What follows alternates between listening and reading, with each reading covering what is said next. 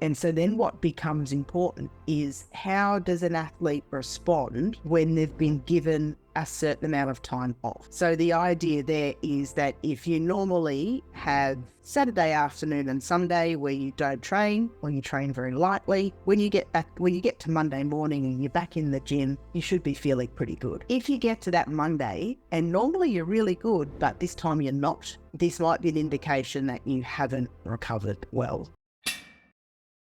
Hi, Shona. It's my pleasure to have you on Evidence Strong Show. If you could briefly introduce yourself, that would be awesome. Yeah, great. Thanks, Alex. So my name's Shona Halson, a professor of exercise science at Australian Catholic University. So my work is really around recovery and sleep, and I lead the recovery stream of the Sport Performance Recovery Injury and New Technologies Research Centre, AACU. That's amazing. That's awesome. So today we're talking recovery, and let's start with some kind of definition. So what is recovery? It's a really good question. And I think recovery means different things to different people. So when I first started working in recovery at the Australian Institute of Sport in 2002, my role was to sort of travel the world and see what the rest of the world was doing from a recovery perspective. But what was interesting is most people were asking, well, recovery from what injury? And I was sort of saying, no, recovery just from training and competition, not injured athletes, just, athletes who are fatigued or who are competing that want to be as fresh as they can be. So we really started to take that approach of,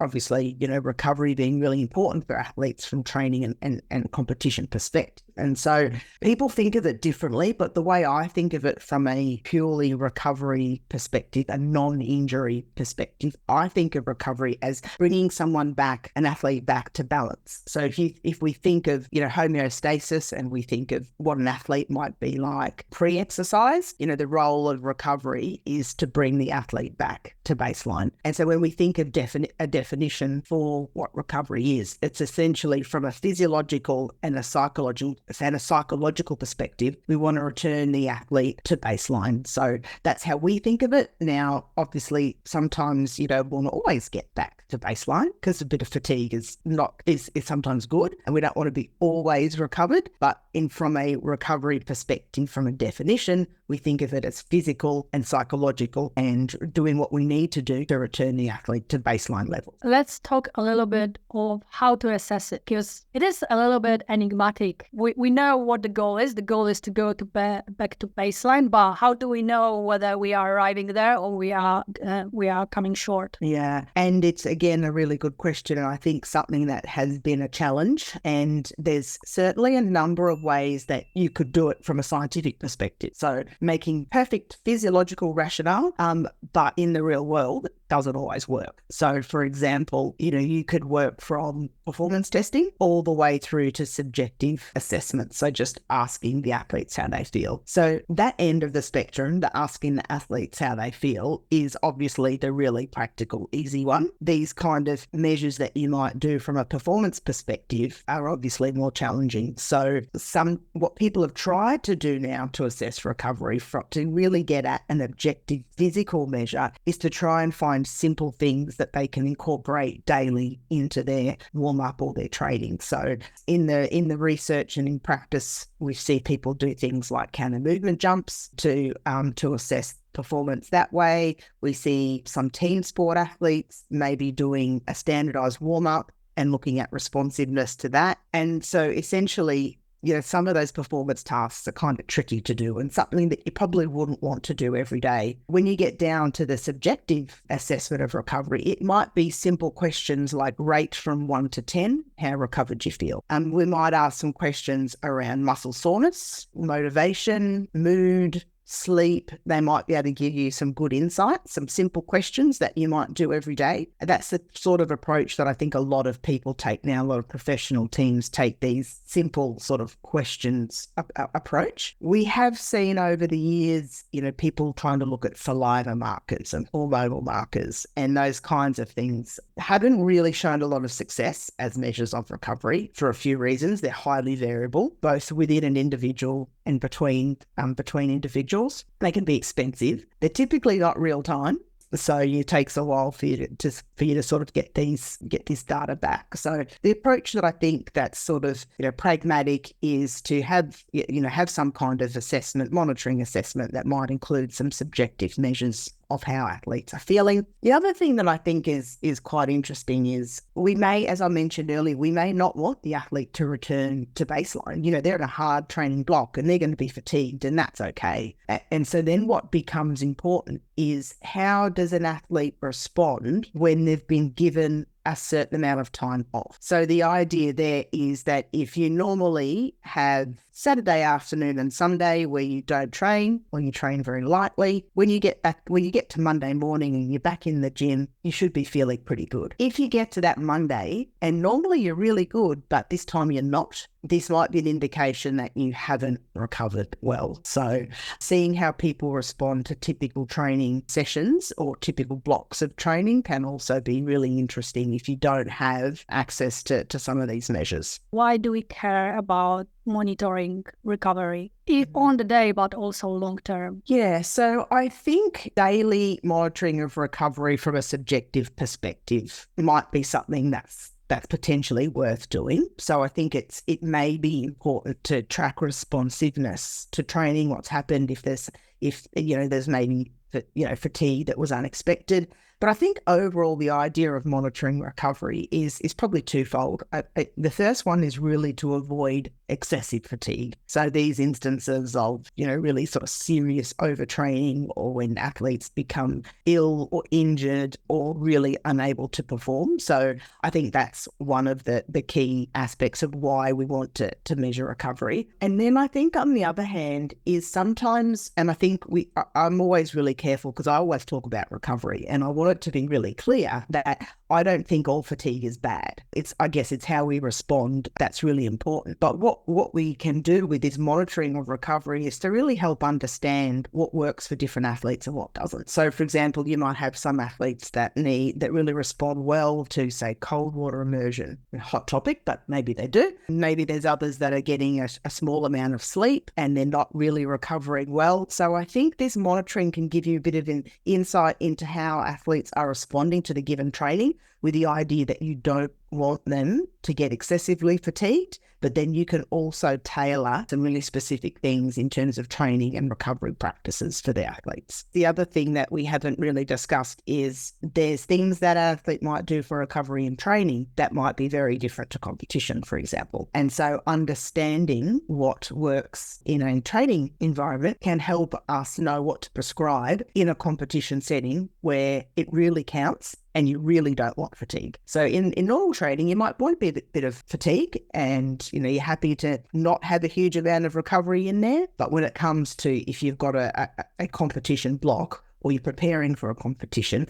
that's when you probably want to maximize your recovery there. Yeah, I think it leads us nicely to the most important question, which is how to improve recovery and what recovery practices could be consisting of. Yeah, so I like to think of recovery as a bit of a pyramid.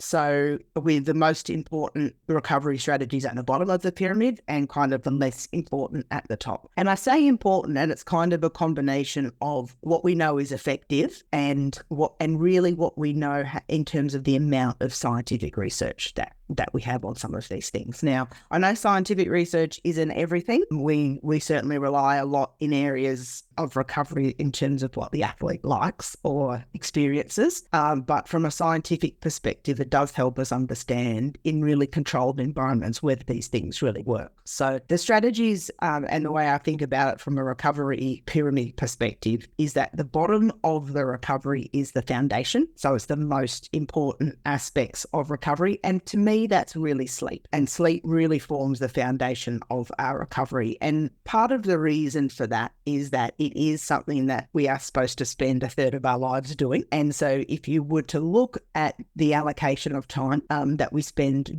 doing some form of recovery strategy, sleep is the one we spend most time doing. And we do have a fair bit of evidence around the negative effects of sleep deprivation. So if someone's sleep deprived, we know all kinds of performance changes, but also health and well-being and mental health changes as well in a negative perspective. So I think at the bottom of the pyramid as really sleep, and mental recovery. So things that are good for your brain. Could you just pause a little bit? I would have a question for sleep. What aspects of sleep are the most important? Is it overall duration, or do we focus on quality more? Do you think we should pay attention to? It's essentially, it's both.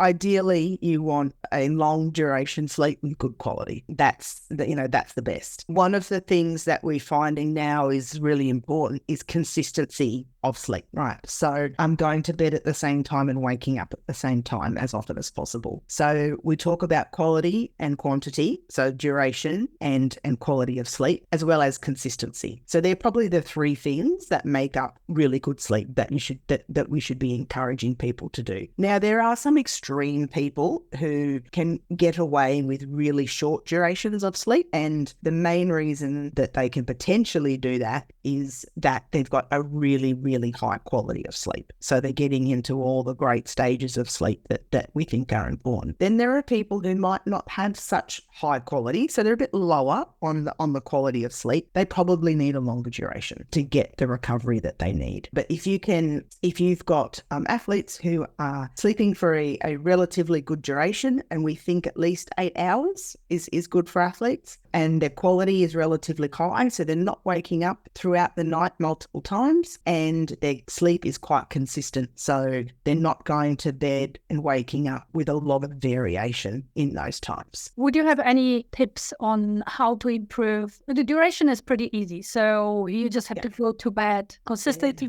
You have to have some kind of schedule or plan where you go to bed and where you potentially want to get up. But for quality, would you have any suggestions how to improve quality of sleep? Yeah, it is one of the hardest things to improve. And so typically what we find is it's not so much about what you can do to make it better. It's the things that you need to avoid that makes it low. And so the things that you need to avoid that makes it low are things like alcohol, caffeine. They're two ones that are quite bad for alcohol is extremely bad for quality of sleep. Caffeine can also interfere with your quality of sleep. And then it's the more sleep hygiene practices. So you want to really make sure your room's not too hot or too cold.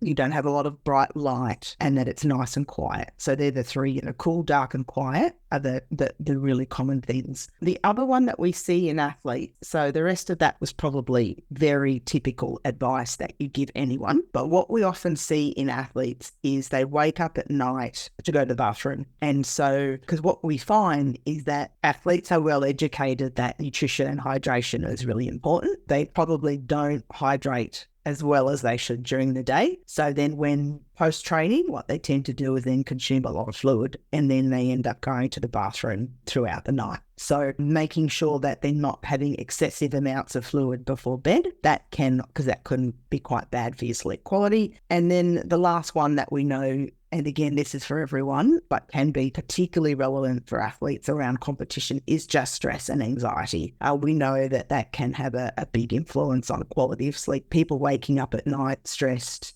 brain's very active, thinking about things, and then potentially struggling to get back to sleep again. Could you just explain why alcohol and caffeine are not good for sleep quality? Caffeine blocks the adenosine receptor in the brain, which makes you feel sleepy. So what happens is it reduces that sleepiness sensation. So, and what we know is obviously if you have caffeine too close to bed, you just don't feel sleepy. So it can take you a long time to fall asleep. But there's also evidence now that caffeine can decrease the quality of your sleep as well. And again, you've got this chemical acting on the brain that's telling you not to be sleepy. Caffeine's a relatively well, as you say, understood one. It's just people don't recognize that it might also decrease your quality of sleep. Now, I think for alcohol, the simplest way to describe it, and you're absolutely right, again, there's a little bit of evidence to say that it helps people fall asleep quick. But the overall issue with alcohol is that it's essentially a poison, right? So the body is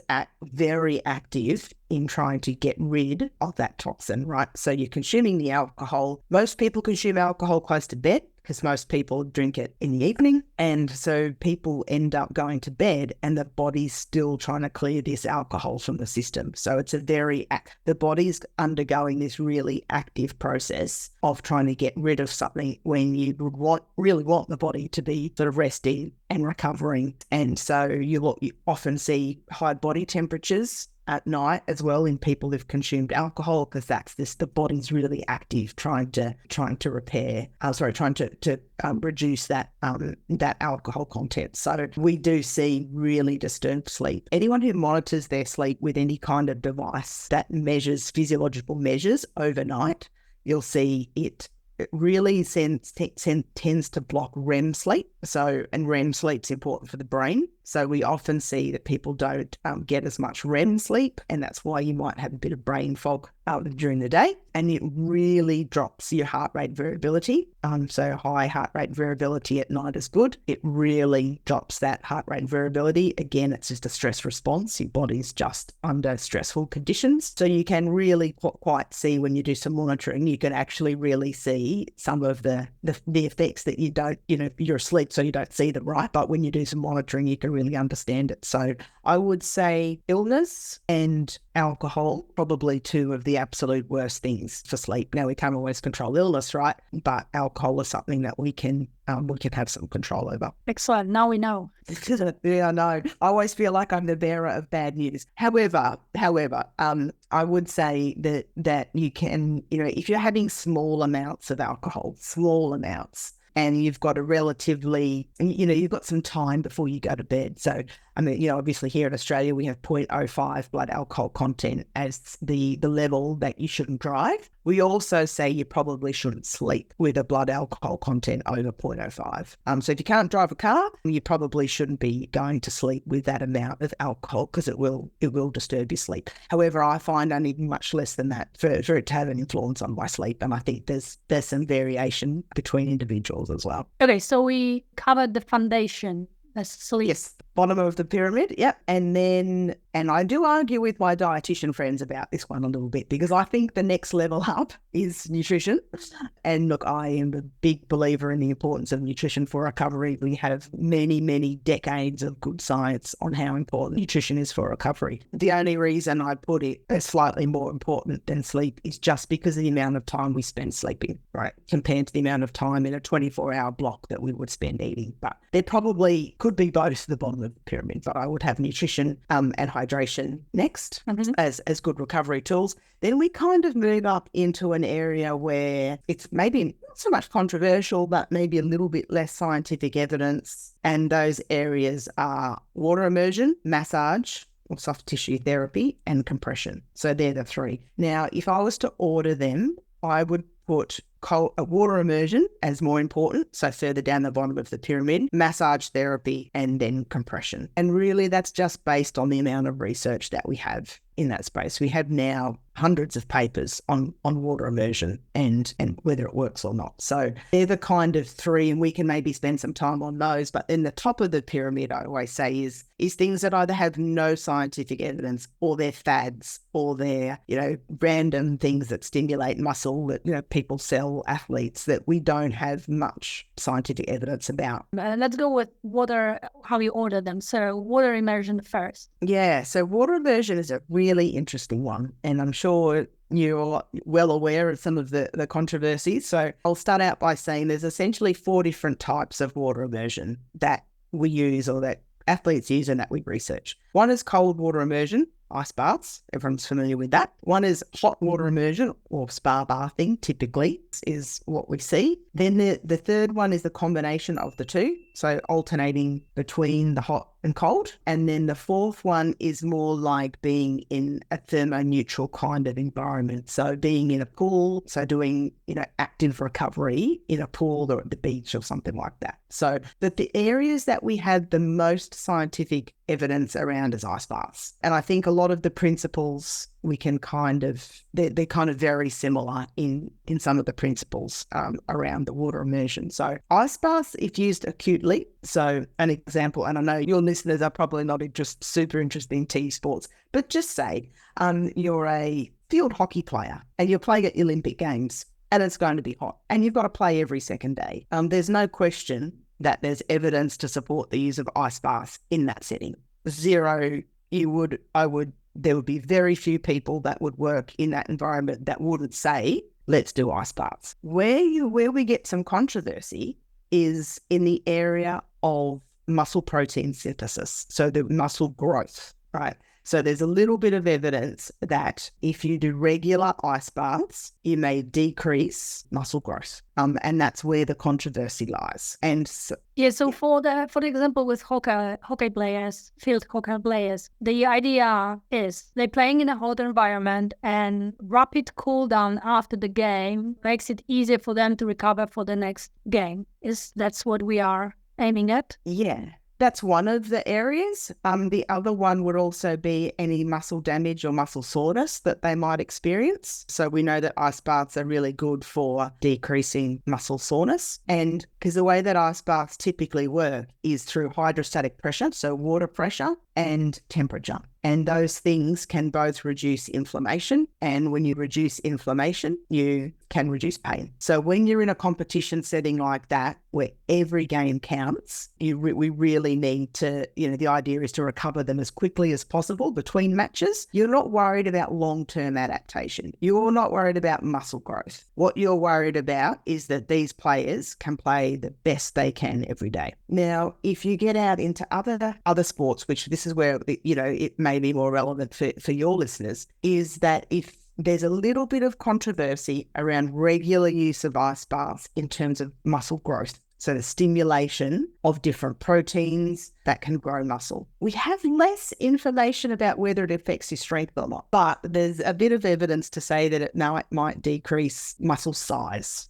So hypertrophy. The challenge, so people have picked up on that, right? So now everyone's saying, if you want to be strong, you should never do ice baths, right? But of course, it's grey, like it's not black and it's not white. Mm-hmm. The research has not been done on real athletes training really hard, right? So if you're working with people that are in the gym several times a day and they're working really hard, maybe the benefits of regular ice baths outweigh this small reduction that you might see in muscle size. We don't know because there's almost no research on truly elite athletes doing ice baths regularly. We did a study in rugby players and we didn't see any effect, but in truly elites, the answer is we just don't know if your goal is muscle size and muscle strength. Or you could also make an argument that if the athlete is fresher for the next session, they can work harder, they can put more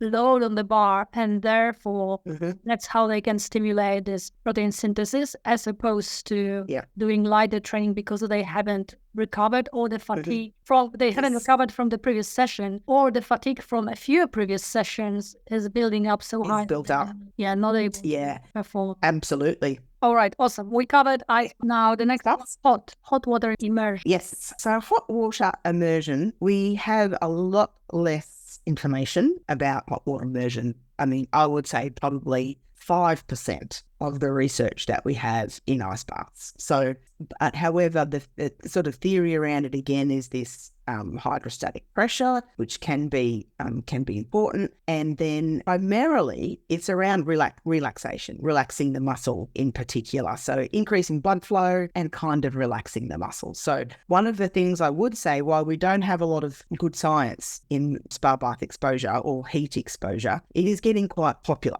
And something that people are finding really interesting in terms of recovery strategies. So using heat in the recovery period, if done for a short period of time, it's probably good, can be nice and relaxing. I know a lot of people that really don't like ice baths, but they're happy to just jump in a spa for a little while. And there's probably some benefits of hydrostatic pressure and just general relaxation. The times where it gets problematic is if people stay in there for really long periods of time. And what happens is you do dehydrate. So you lose fluid through sweat. You just don't notice it. You get high core body temperatures. So all the things are the opposite of what you want from a recovery perspective. While we're the topic of hot water immersion, would you have anything to say about saunas? Yeah, saunas, that's a good one.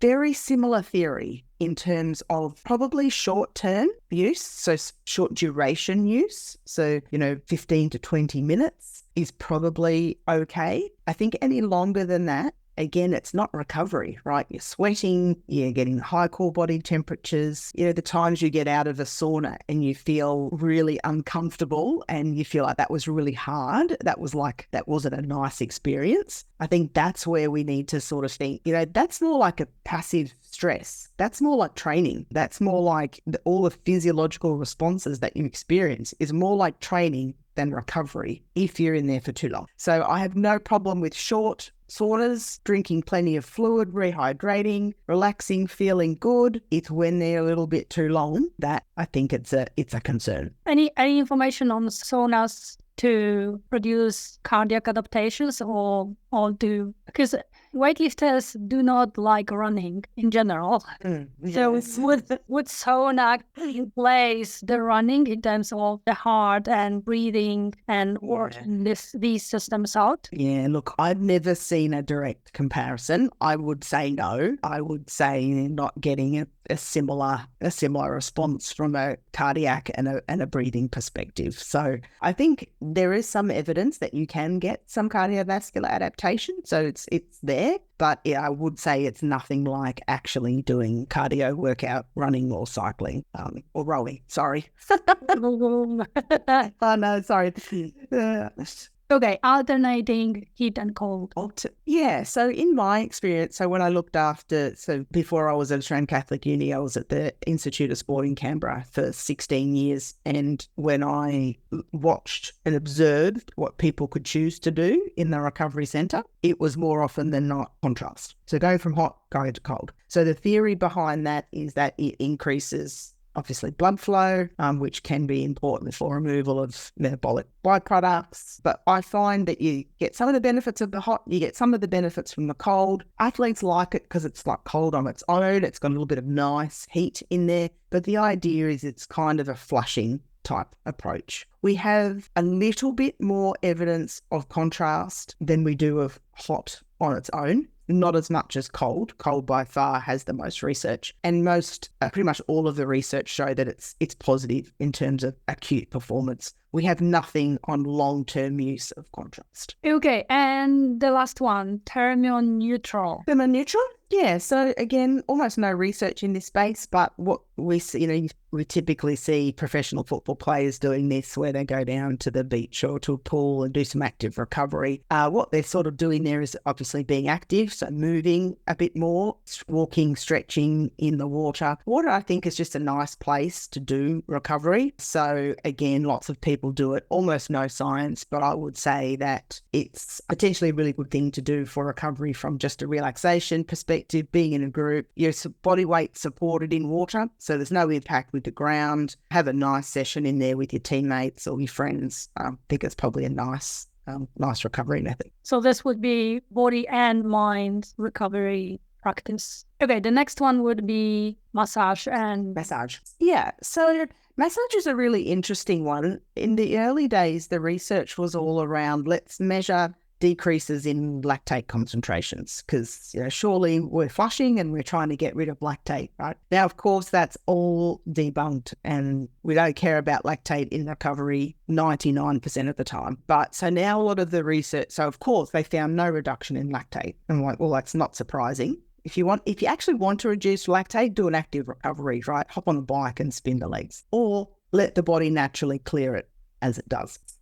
So the focus now around the research has more been around this kind of muscle damage idea that doing soft tissue or massage can help reduce muscle soreness, maybe help repair the muscle. But I think personally, from a recovery perspective, the soft tissue is really important in terms of maintenance, addressing potential injuries, addressing areas of tightness or concerns before they get to an injury. So while the science isn't very strong at all and probably hasn't looked at the right things, I still think it's important from an athlete perspective. And I'm sure that some people don't like massage, but I think most people do. And I think that it's that kind of preventative maintenance kind of work that if you're lucky enough to be able to have a massage once a week or once a fortnight, that I think it can be useful. And the last one was compression. Yes, please. Compression. Yeah. So there's really two types of compression, as I'm sure you and listeners know. There's the garments, so wearing tights.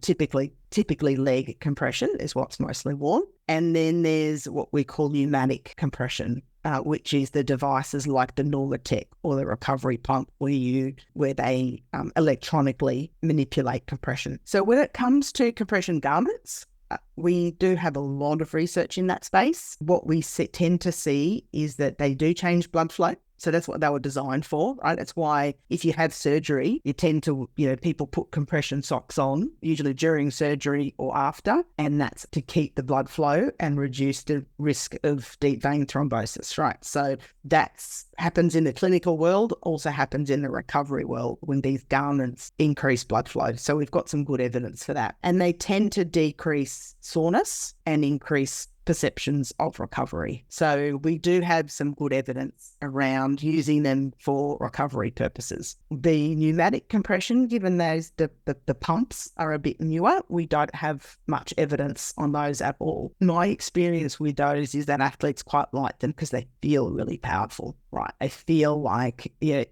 little bit of something's good, so a lot's better, right? So you really feel that they're pumping and they're putting pressure. Yeah, you feel the squeeze. Yeah. Awesome. So what I'm hearing is these are the options. And what I gather from what you're saying is it would be good for the athletes to try almost all of them and then choose what is good for them personally. And also to be mindful of the competition schedule, training schedule, and which part of the season the athlete is in and where they are hitting, and decide the recovery strategies based on that. That's an amazing summary. Yeah, that's exactly the approach that I take, because I think we don't have all the science in the world to compare all the strategies and know how, someone who's a, elite weightlifter compares to an elite swimmer.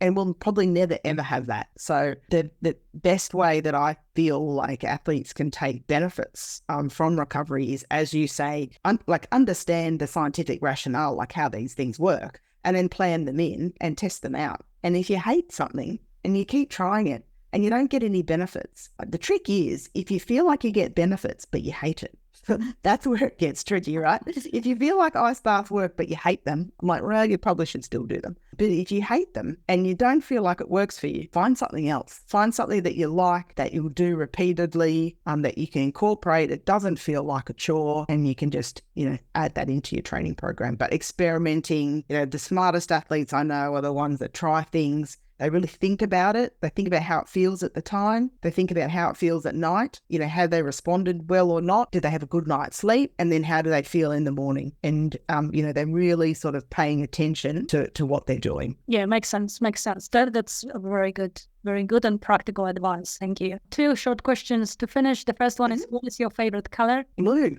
And I don't know why, but it's always been blue for as long as I can remember. Do you have a particular shade of blue you like? I like bright blue. Awesome. And the last question, where people can find you if they want to see what you're up to in your work, or maybe ask a question, where should they go online? Yeah, I'm probably most active now on LinkedIn. We tend to share our work there, and Twitter/X. We tend to promote things on there. And then ACU Sprint website has a little bit of information on there as well. But probably LinkedIn and X are the two that I'm mostly on. Awesome. Thank you so much, Shona, for today. It was a pleasure. No, it's great. Thanks for the great questions.